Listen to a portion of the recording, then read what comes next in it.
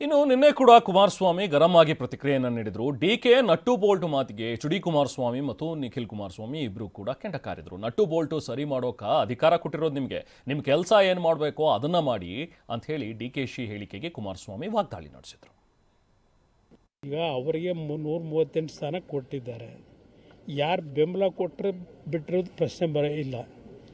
ರಾಜ್ಯದ ಜನ ಅವರಿಗೆ ಸಹಕಾರ ಕೊಟ್ಟಿದ್ದಾರಲ್ವಾ, ಅಧಿಕಾರ ಅವ್ರ ಕೈನಲ್ಲಿದೆ. ಪಾಪ ಬೀದಿಲೋ ಕರೆದೆಲ್ಲ ನಟ್ಟು ಬೋಲ್ಟ್ ರಿಪೇರಿ ಮಾಡೋಕ್ಕೆ ಅಧಿಕಾರ ಕೊಟ್ಟವ್ರ.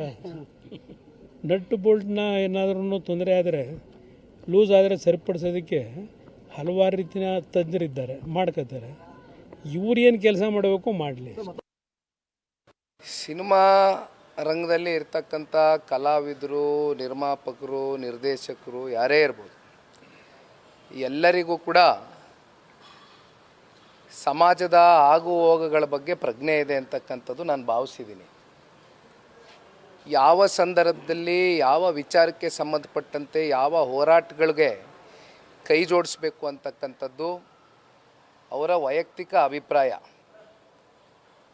ರಾಜಕೀಯವಾಗಿ ಒಂದು ಪಕ್ಷದ ಜೊತೆಯಲ್ಲಿ ಗುರುತಿಸ್ಕೊಳ್ತಕ್ಕಂಥದ್ದಕ್ಕೆ ಬಹುಶಃ ಕೆಲವೊಂದಷ್ಟು ಕಲಾವಿದರುಗಳು ಹಿಂಸರಿದಿರ್ಬೋದು ಅಂತಕ್ಕಂಥದ್ದು ನನ್ನ ಭಾವನೆ.